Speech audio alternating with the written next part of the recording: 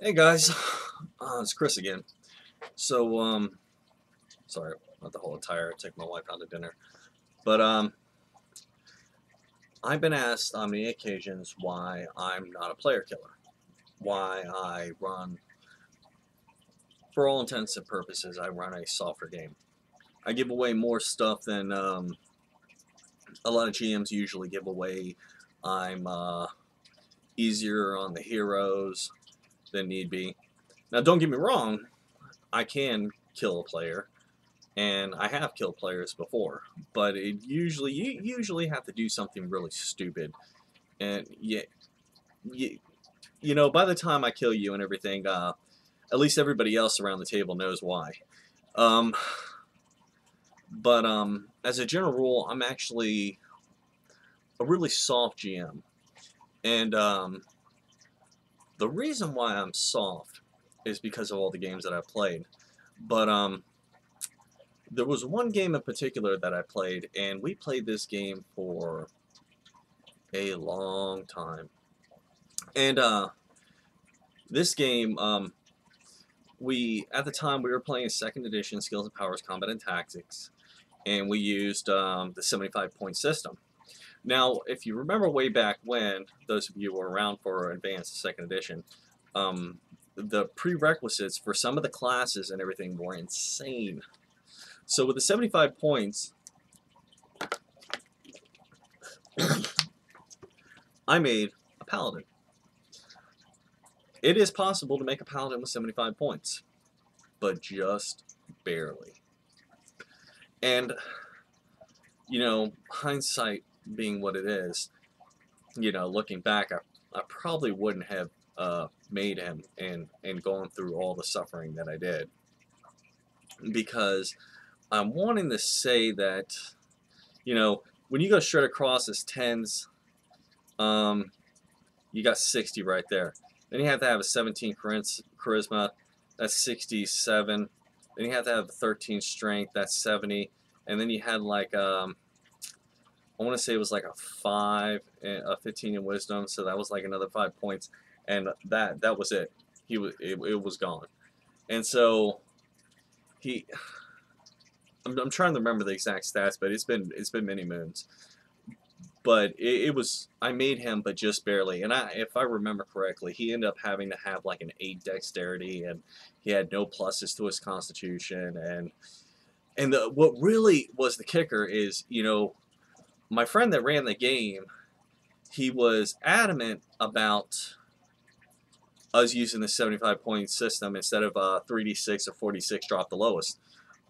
And was adamant about that, but oddly enough, he was adamant about us rolling for hit points.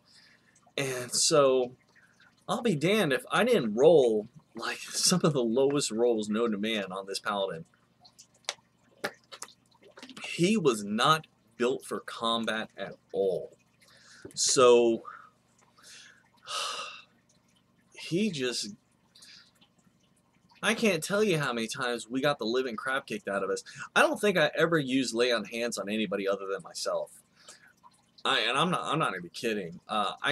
We played this game for like a year, and I don't think I ever used lay on hands on anybody else but myself, just because that's how badly he used to get brutalized. I remember after a year, he might have had like 49 hit points or something like that. It was something it was ironic and everything, because I remember breaking like the 40 point and everything, and it was just so ridiculous on how long it took for him to get you know, enough hit points that he could take a hit or two. And he was running around full plate mail armor. And the thing that got me about it was it was a great learning lesson. Sometimes the best lessons are learned from watching others, and that was something that I learned. And you know, I found, you know, although there was definitely high points in this game, there was the low points way outmatched the high points, and it felt like one drudging experience after another. And see, this was way back when, um, there was a lot of things that you could min max, and so ironically enough, my friend was playing Kincaid, and Kincaid was an evoker, so he could throw fireballs and everything. Like he bought stock in them, and then not only that, he put a lot of stuff into being able to throw daggers. So he was this dagger throwing, fireball blasting guy from hell, and he was just nasty, real nasty. I mean, so with the 75 points, he was able to make an awesome. Because obviously, if you're going to play wizard, the first thing you're going to do is max out the intelligence, and follow behind that, you're going to max out the dexterity, and what you can pretty much almost do with 75 points. But if you wanted to make, say, and I think he did max it out. I think he even sucked it up and like took a loss in something. Oh yeah, he took a loss in charisma, and he justified it by having like this huge scar on his face and everything that made him look, he was horrific to look at and everything. He looked like somebody from like a burn ward or something like that, which was ironic because he threw fireballs. I think it was acid or something like that. He kind of went with the I want to say kind of like a plot line from Sojourn. I want to say it was Sojourn or Homeland when the guy the drow poured the acid on his face or something like that so he could fit in. He kind of looked like that. Um, so granted, his character looked good and everything, but my character got the living crap kicked out of him on a regular basis, and he just couldn't hold his own. I mean, I should have known then, when I was forced into a 75-point system, that there was no way that I was going to be able to play it. But at the time, a lot of games that we were playing in were like either 3d6 or 46 drop the lowest. So the ability to play a paladin was very difficult because you had to meet a crap load of prerequisites, and to meet that crap load of prerequisites was very difficult. So it was kind of like that piece of fruit that you couldn't reach. And so when I got the 75-point system, I was like, wait a minute, there's enough points to make a paladin.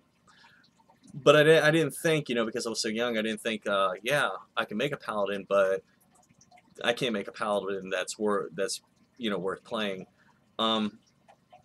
So yeah, he got brutalized, and we went on for like a year like that, and I got a mount, and I thought it was really cool. He gave me like this cat mount, and I didn't even want the cat mount and everything, but I don't know, I've never been a guy about cats. Just I mean, cats are cool to have in the house or whatever, but I don't know, the idea of running around with a giant like tiger-like creature and everything, like He-Man, just didn't appeal to me.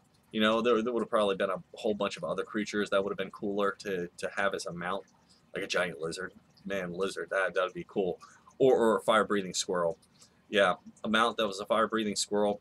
Now that would be on the top of my list. But so he gave me this mount and everything, and it came as a kitten, well, proportioned. Um, and I took the cat, and I kid you not, that cat grew up and over the game sessions, and it took months of real world time before it was large enough for me to ride. Now keep in mind, I got this mount and everything around the time that I was supposed to get my actual faithful mount, but I wasn't able to ride it and everything till much later. And the only thing it had in addition to that was I want to say it had like a claw rake attack, which was like 1d4 1d4 1d4 1d4 something like that. It was not anything impressive. And I don't know if it was like a special DMG or something like that, or monstrous manual that he pulled this out of, but we faced our first case with a Grell. And if you have never fought Grell before, Grell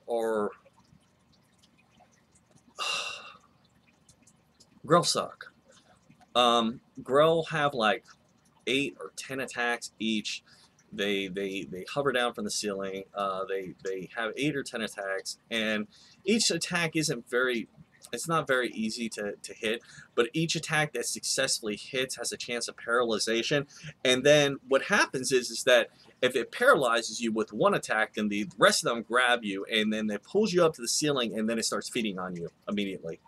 Um, and we got attacked by like 10 Grell.